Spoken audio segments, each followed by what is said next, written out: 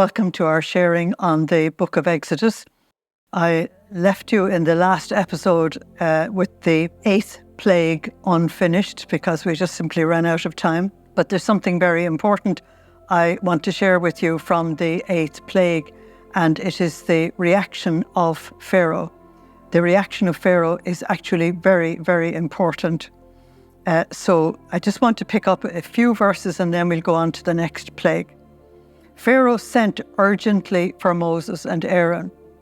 Now, you've heard as the plagues got deeper and deeper that Pharaoh would send for them. This time he's sending urgently for them. I have sinned against Yahweh your God, he said, and against yourselves.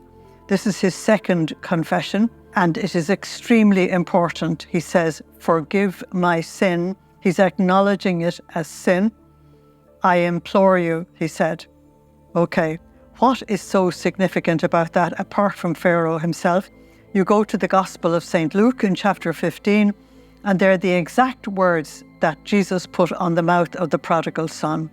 I have sinned against heaven and before you. I'm not worthy to be your child. Okay, so this is a massive change in Pharaoh himself. And he is acknowledging God.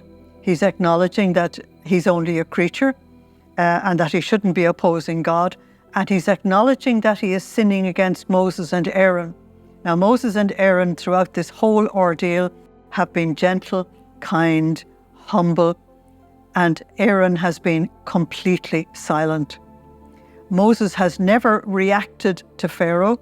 He has simply given him the message of God, and he has responded in a very measured way to Pharaoh, telling Pharaoh if there was something that he couldn't accept. Okay, but now he gets a proper confession from Pharaoh. And so, of course, he pleads for the locusts to be taken away. So in verse 19, we're told that when Moses did ask that the Lord sent a west wind to blow the locusts away, and this text from the Jerusalem Bible said, towards the sea of reeds. Now, I don't accept that at all, because all the really important witnesses that I've been given to you from the Septuagint, the Masoretic text, and all the others, they all say the Red Sea. And this will come up as an issue when it comes to crossing the Red Sea, which I will deal with there. So the Jewish text says that it is the Red Sea. The Septuagint, which is the official Bible of the church, it's called Septua because 70 scholars from Alexandria in Egypt translated the Hebrew Old Testament into Greek. And that was the Bible that was actually given to the church. So that one says it's the Red Sea, so it's the Red Sea. I've told you that the plagues take place in 3 sets of 3. You get 2, and then you get a punishment on the 3rd one. And so we now come to the punishment of the 3rd plague in this series, and that's the plague of darkness. So the Lord said to Moses, stretch out your hand towards heaven, because light comes from heaven, and darkness will come, a darkness so thick it can be felt. Now that's a very, very, very important clue. Darkness is the absence of light. A darkness that is so thick that it can be felt is the presence of evil. And darkness represents evil, and light represents God. God is light, 1 John 1:5. And he dwells in unapproachable light, 1 Timothy 6:16. So a darkness so thick that it can be felt will cover the land of Egypt. So Moses stretched out his hand towards heaven, and for 3 days, now the number 3 is extremely important, there was deep darkness over the whole land of Egypt. No one could see anyone or move about for those 3 days. But where the sons of Israel lived up in Goshen, there was light. So now we have the 2 protagonists in this battle actually illustrated. A darkness so thick it could be felt, and a light that is so bright that it can decide to come to you or not, because that light is the person of God. So Egypt has a problem. It has a darkness it can't light up. And Israel, or the people in the land of Goshen, have a light that Egypt cannot extinguish. Now, there's a lot here. I'll just hint. When you go to the prologue of John's Gospel and the light of the world, who is about to come and become incarnate among us in order to save us, we're told that he is the light that the darkness cannot extinguish. So John makes it very, very clear that the light and the darkness actually represent God and Satan. So the darkness so thick is that the demons were absolutely abroad in Egypt. Now, they were no friends of the Egyptians. And the Egyptians would have to learn that. They were not their friends. Any of the works of darkness that was done by the Egyptian sorcerers or magicians, whatever you would like to call them, they were only works of darkness. They did no good to anybody. There was no life given, because Satan can't give life. He is the prince of darkness. And so the people have to experience this terrifying sign that there would be light and there would be darkness. So immediately Pharaoh says, okay, you can go. You can take the people with you, but I don't want you to take the flocks and the herds. Why doesn't he want the flocks and the herds to go? Because his own flocks and herds have been diminished in the terrible hail and in the disease among the cattle as well. So his own stock has gone right down because so many of his servants didn't obey Moses. So if the Israelites leaving all their flocks and herds behind, then that will make up the stock and everything will be fine, and Pharaoh can just forget about them. He'll still have his way. And so this is the worldly thinking that he's using all the time in an absolutely spiritual context, and it just does not work. So Moses replied, "But you must let us have the means of offering sacrifices and holocausts to the Lord our God. How can you go out to worship God in the wilderness and have nothing to actually offer him?" Now, Pharaoh would understand that as completely reasonable because he's involved in a very complex religion. Our livestock too must go. Not one head of cattle will remain behind. So Moses digs the heels in. He's not going to budge. We either do what God says or you get another plague, one or the other. So Pharaoh knows that you will get another plague actually is no idle threat. So he turns around in a fit of anger and casts Moses out. Now, he cast Moses out in the very first meeting, and now he casts him out in the final meeting. And he says to him, "Out of my sight, take care, never appear before me again, for on the day you do, you die." Now, he has forgotten something absolutely major. He has forgotten to ask Moses to remove the darkness. And so he has to remain in darkness. And the 10th plague will happen in that darkness, which was so thick you could feel it. And in that terrifying darkness, all the firstborn of Egypt will die. It just doesn't make sense to me that he doesn't ask to have the plague removed. Moses replied, "You yourself have said it, never again will I appear before you." That means I will never come back for another interview. When you go on into chapter 11, which I won't do right now, you find that Moses is still in the palace when God says to him, "Go back to Pharaoh, tell him that you're not the one that's going to die. All the firstborn in Egypt is to die." So the announcement of the 10th plague is made. Now, I'm not going to deal with that now. What I want to do is go back over these 9 plagues, as we call them. We should really call them signs, because a sign has a teaching and revelation content. We say the same thing about the works of Jesus. We call them miracles or stories in the gospel. But St. John tells us in his gospel rightly that you must look at them as signs, because it wasn't just physical bodies that Jesus was interested in healing. When Jesus opened the eyes of the blind, he was announcing that he wanted to open the eyes of the whole human race to see the reality that's going on around us, and so that we could participate. And like Pharaoh, we wouldn't be as blind as he was. And you could go on and on like that with the miracles of Jesus. So the signs that Moses gave, the sign is given, the sign is taken away, the sign is given, the sign is... That means a message is communicated. Once the mutual sentence of death has taken place, then that's the grand finale. And these two men who faced each other down for all of this time, then they will no longer meet again. And that's why Moses said, you're right, we won't meet again. But they actually met in a general sense at the Red Sea. But then Pharaoh was facing death, not Moses. So let me go back and just look at some of the things that you could miss if you just simply read the text and not really go into it. As I mentioned to you, there were 3 sets of signs given, and the first 2 in each case there was a warning, and the third one was a punishment. And there were 3 punishments given: lice, boils, and darkness. And each of these spoke about the fact that unredeemed and unrepentant human beings have no right to enter the presence of God, because nothing unholy or unworthy can enter the presence of God. So lice specifically represented sin, boils represented uncleanness, and darkness represented the spiritual darkness that they were in.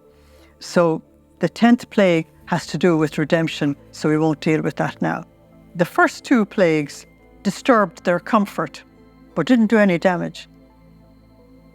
But the third one, the lice, attacked their persons. In other words, this involves you. You have to give a response to it. In the second set of signs that were given, it attacked their possessions. And then the second punishment attacked their own person. Again, you have to get involved. You have to make a decision. Now, the Greek word krises, from which we get the English word crisis, means that a person or a group are put into a certain set of circumstances in which they are forced to make a decision. And that's what's going on here in the plagues. They're being forced to make a decision. And the decision is for and or against the one and only true God. In the third set, you have real punishment because it brought desolation and death. Death to the livestock and death to people as well. And then the third punishment was, you are in darkness. Do you want this darkness eternally? That is the challenge. Do you want this darkness eternally? You have it now. You're in the grip of Satan now. There's no need to be in his grip eternally, because God is light. God will actually lead you out of this. There's a pattern in the plagues as well. The first plague threatened death. The last one gave death. The second plague gave frogs, which were creatures of the night and representing spiritual darkness. And the 9th plague gave actual physical darkness to make them realize what was being said. The third plague, you have the sorcerers, the people representing the occult, admitting that they were out of the contest now. This was way beyond them, that God himself was actually involved. And this leads to the 8th one, in which Pharaoh acknowledges that God is the true God and that he needs to start acknowledging that. And then in the 4th one and the 7th one, we have the land of Goshen not affected. And in the 5th one and in the 6th one, we have cattle suffering. Okay, so there's a pattern there. And if they had learned how to respond to the early messages, the later messages would not actually have been necessary. It's like if I send you a text message and you get it the first time, I don't have to keep repeating it. Now, you might ask, what is the purpose of the plagues? Because God is a good God. Our God is love and life and light itself. So what was he trying to do? There's a message for the Egyptians, there's a message for the Hebrews, and there's a message for everyone.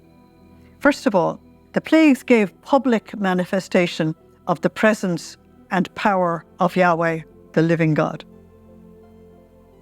so that the whole world would know who he was. Now, we are facing the same thing in the second coming of Christ, when the whole world will know who he is. And the book of Revelation tells us that before he manifests himself publicly like that to the whole world, there will be these 10 plagues, that there will be all these messages given to the earth, that we have to get the message to choose for or against the Christ. So the plagues announce also that this was a divine visitation to the world through Egypt. And it only became a judgment on Pharaoh and the Egyptians when they kept reacting negatively to God. When all the responses was no, then it began to get serious and it began to be judgment, because God is the ruler of the universe and he doesn't have to take this kind of behavior from mere creatures of flesh. He doesn't have to do it. God is spirit and he's above everything and everyone. So a very important thing which I will deal with after this reflection is that this was God attacking the demonic rulers of the air, who disguised themselves as false gods and deceived the whole world. The book of Numbers, which deals with this people and all their schooling in the wilderness, in chapter 33 and verse 4 says that the Lord had executed judgment on their gods. So I will go through the plagues with you to show you that in every single sign the Lord was telling Pharaoh and his courtiers that there was no God behind this. There was nothing. These gods are nothings. They've no reality. In reflecting on this, the Book of Wisdom, chapter 17, verse 1 says, Lord, your judgments are indeed great and inexpressible. In other words, your way of communicating with us is totally fascinating. But even a child would understand. Whenever God is communicating, he does not give you such a sophisticated communication that only the great and the terrible and the learned will understand it. What he does is he gives a message so that children will understand it, and if children understand it, so do everybody else. So a point that I made quite a number of times now is important, that Yahweh demonstrated that he was the power in the heavenly places, and that he was greater than all the false gods that they could think of. And we're going to hear this as a confession from the lips of Jethro, Moses' father-in-law, in chapter 18, verses 10 to 12, when he says to Moses, now I know that Yahweh is in fact greater than all gods. Now the way to say that in Hebrew is, I know that he is El Elohim, the God of gods.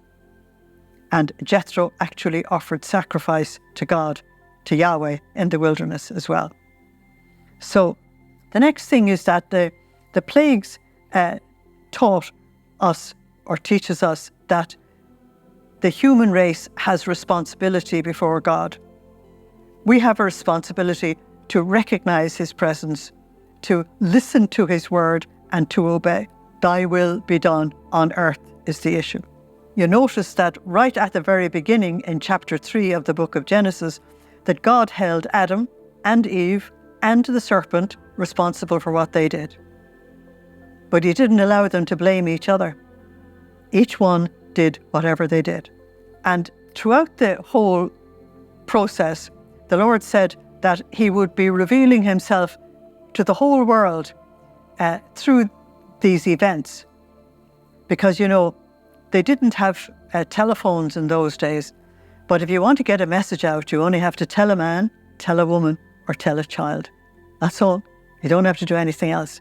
I remembered with amazement the first time I arrived in Africa in the early 1960s to be a missionary there, and I had to travel 400 miles up country to the place I was going to. And when I arrived, they had a party ready for me. I said, how did you know? Who told you? And they said, we use the tom-toms, which is a Morse code, or similar to the Morse code, or maybe the Morse code came from that.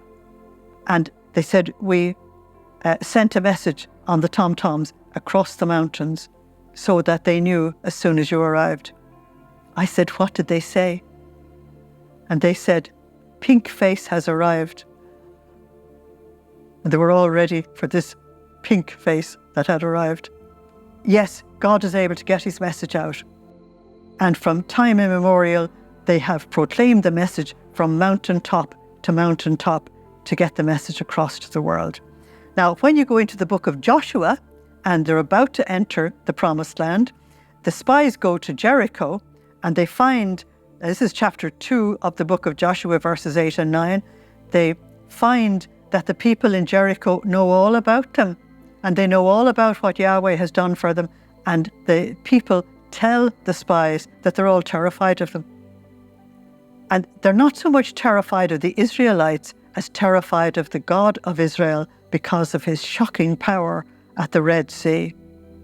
Now, if the Red Sea is diminished down to the Sea of Reeds, then that takes away all the signs and all of God's power. Only scholars can do that. So the people of the world did in fact hear the message, and God's fame had gone out among them all.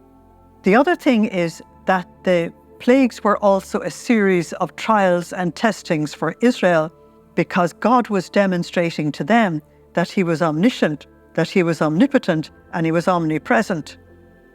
That was very, very important. And so the challenge to the people he had chosen was, will you abandon these false gods? Will you put your trust in Yahweh, who is creating all these miracles for you? Will you allow him to purify you from your sins, which you need to do if you want to be in union with God? And will you get up and follow him? He is your great shepherd. He is the shepherd of the sheep, as Jesus said in John chapter 10.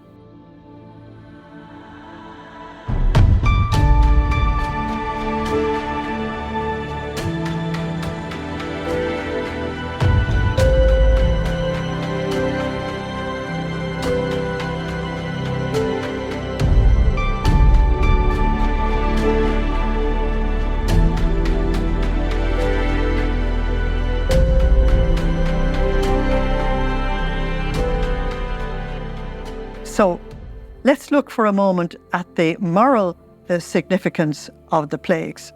As I told you, I'm going to look at these from different angles. The plagues show up the condition of the world without God. It's in darkness, sin, ill health, disintegration, and so on and so forth. And Egypt, as we know, symbolized that world. So the first plague said that death broods over a world like that. Death from all kinds of reasons.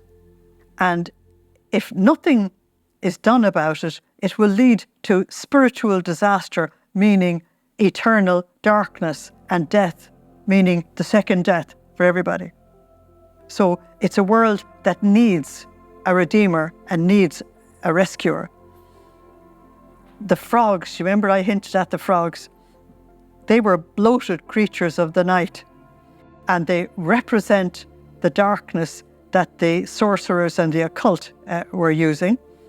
And they also represent pride and independence of God. But the religious side of it, I'll give you, because the frog was actually deified as well. The lice points to moral uncleanness, from indulgence in the flesh and the works of the flesh and the worship of demons and all that goes with it.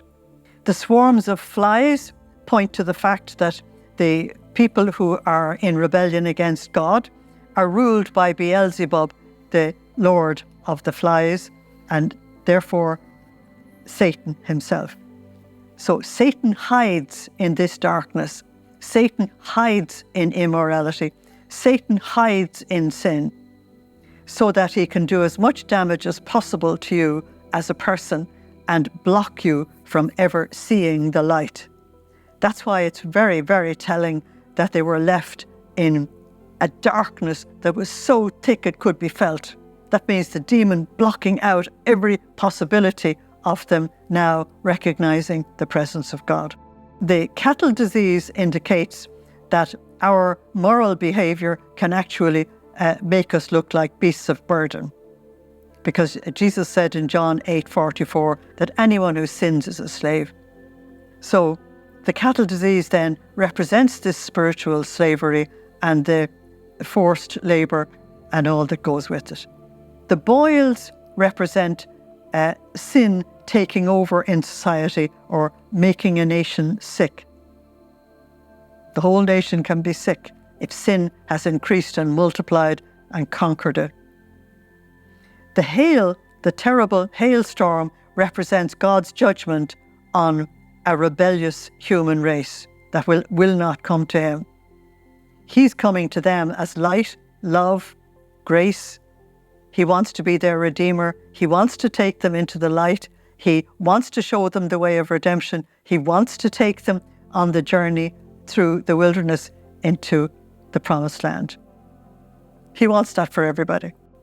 The locusts represent the spiritual barrenness of a world without God, because the locusts, the plague that was given to them, was way beyond anything that we would call ordinary.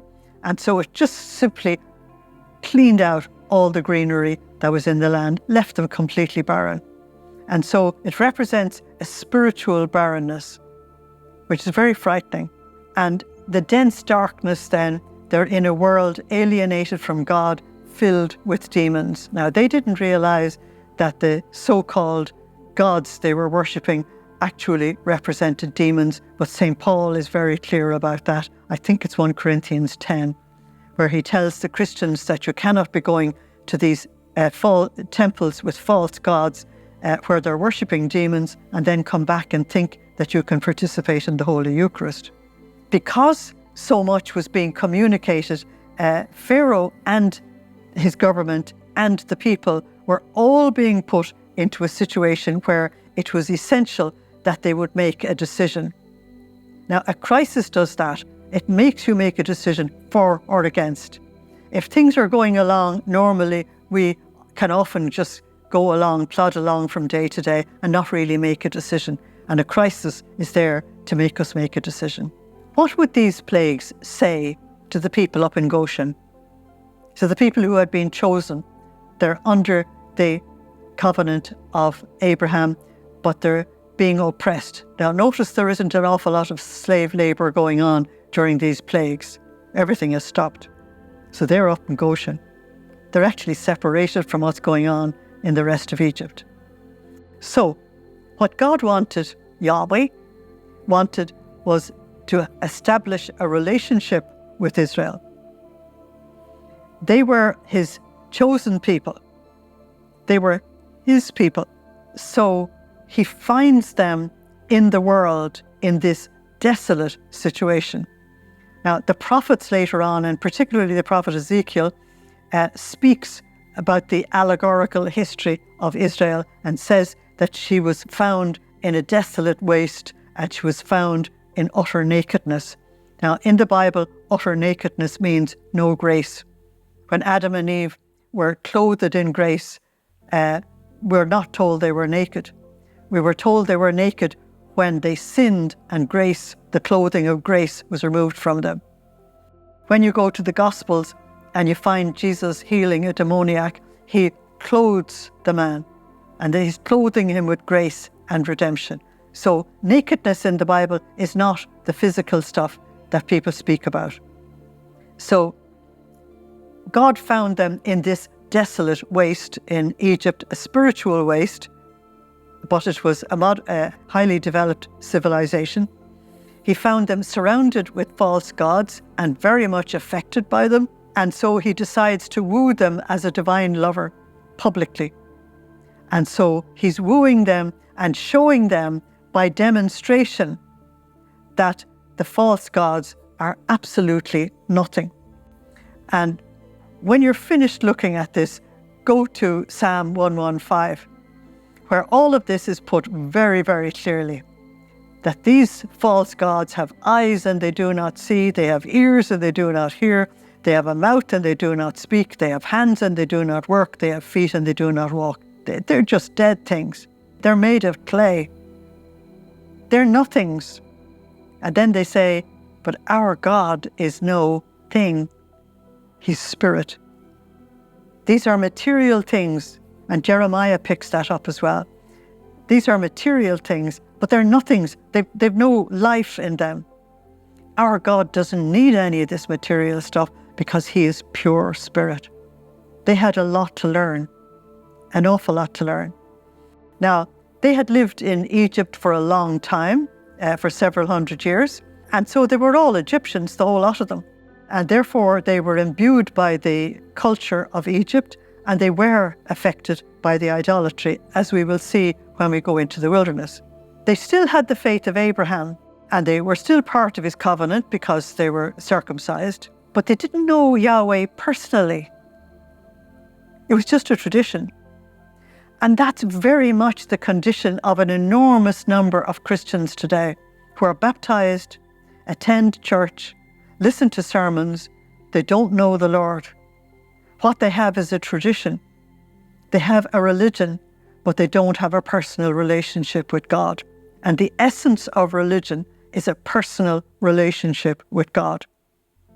And when you go through the Bible, it's the people who have a personal relationship with God that God can use to help others. So if you personally are not in that position, then please don't let the sun go down on this day without asking the Lord, please, may I have a personal relationship with you. He will be very happy, and he will be very happy to bring you into it.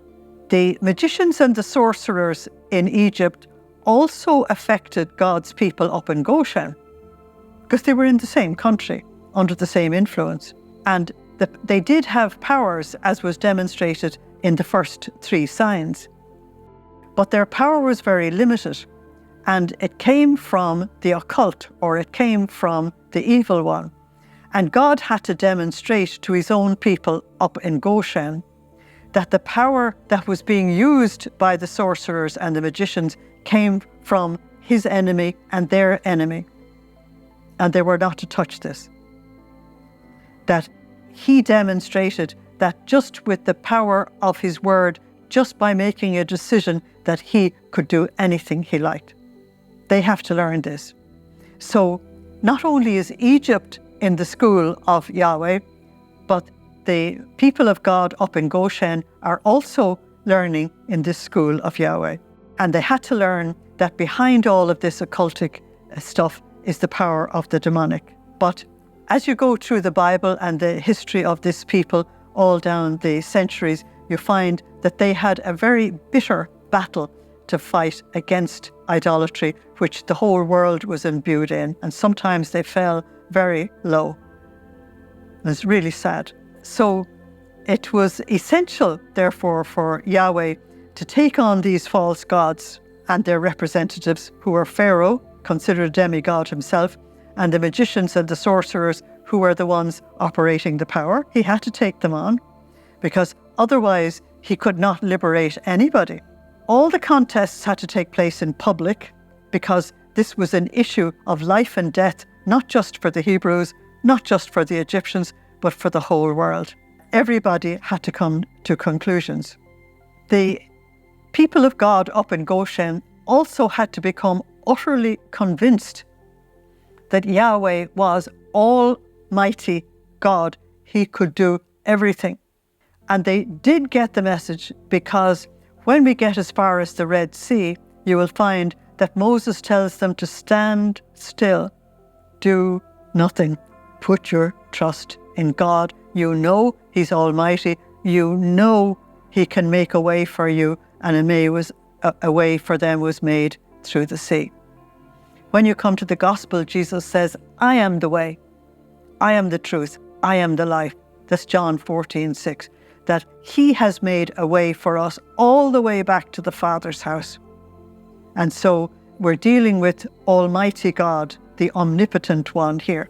And we're dealing with something that will be repeated in different ways throughout the scriptures, and that is nothing. But nothing is impossible with God. I've given you what was said to our Blessed Mother when she was facing the impossibility of becoming pregnant without having any contact with man, which was completely impossible. But if nothing is impossible with God, then she surrendered. And all the heroes of the Bible are going to have to be told time out of number that the arm of the Lord isn't too short is one of the ways that God says it to them. God can do anything. If you get that message listening to me right now, you will realize that God can do anything with you as well. And he can do anything with the world. All he needs is our cooperation. He doesn't need anything else. And he needs our cooperation simply because he has given us free will. So throughout the plagues, the way God dealt with his people in Goshen and the way he dealt with the Egyptians, they discovered their own identity again. Their identity as a chosen people, their identity as a nation, their identity as a unique people who would have a unique destiny and a place in history that would be completely unique. So this is actually very important. So all of this was going on as well. They also had to discover for themselves that God truly loved them. And we'll deal with this again. It's in Deuteronomy chapter 7, where the Lord says that he chose them because he loved them, not because they were better than anybody else. Not because they had any skills better than anybody else, not at all. He chooses the weak things of this world to confound the strong. And that's the way God is for all time, for all people, and for you and me. He chooses us because he loves us. God is love. The only thing he can do is love. And everything he does is done through love. So they have to discover that this almighty, ever-living, everlasting God has chosen them, and he has chosen them because he loves them. Don't we choose our life partners simply because we love them as well? And they become special to us. And they become part of us. Well, we learned that from God. So they experienced Yahweh as their Savior, and he could not only liberate them physically from the territory of Pharaoh, but he could liberate them spiritually from their enemies, that he could liberate them from themselves, which is the worst enemy. And therefore, yes, they learned his name, El Elohim Adon Adonim. That was very important. Now, I've mentioned the next point I've mentioned several times, but I'll just, to put it together, I'll just say it again. Egypt was the first case of God visiting a nation, but it's not going to be the last one. It was the first public time when God would call a nation back to itself, giving signs in the earth, the sky, the sea, and so on. It was not going to be the last time. When Jesus came in the incarnation, he was calling Israel back to himself. And he also gave signs in the sky and in the earth and everything when he calmed the storm and all the rest of it, and when he gave them bread and did all the wonderful signs that he did. And it is going to happen at the end of the time, which is going to be in our time, our generation, when the Lord is returning to us, and he's calling this time every nation back to him. He's calling the whole world, and therefore the signs have to be all over the world. Hence we have so-called climate change, because God is speaking to us through the elements. He's speaking to us through the weather. He's speaking to us through earthquakes and volcanoes and all kinds of things. He's thundering from heaven to try and get us to listen. But will we listen? Or will we be like Pharaoh? Israel's prophets warned that God's people would be chastised themselves if they fell into apostasy. A lot of the teaching of Jeremiah and Isaiah and Hosea and Amos and a lot of them is all about this. And this time it's not Egypt, it's Israel herself falling into apostasy and falling into idolatry. And that God would chastise them. Yes, he cast them out of the land twice. In fact, the third time was after the death of Christ, when he exiled his own people, whom he had fought so hard to bring to that land and to settle them and to make them special. But we can be really recalcitrant, we can really be obdurate, we can really oppose God, we can say no, we'll do our own thing. And so in our day, there's going to be a pharaoh, inverted commas, but his name will be Antichrist. And again, there will be two great witnesses, loads of signs and all the rest of it for God to actually reveal himself. So what I've tried to do there is to say to you that these were signs. They were not just plagues. God wasn't just punishing people one after the other. You're bad people and therefore whack, whack, whack. He doesn't work like that. God communicates. He made us intelligent beings. He gave us free will. And he communicates to us through the very instruments he gave us to communicate. But he has such respect for our free will that he will not override it. He has all these plans for Israel to become his chosen people, but they have free will and they must choose him. Now, he does woo them in a most wonderful way, giving extraordinary signs so that they can boast that our God is the greatest one on earth. And that is so for all of us, if only we would listen and we would respond. Thank you for listening. Slán agus beannacht dé libh. Goodbye. God bless you.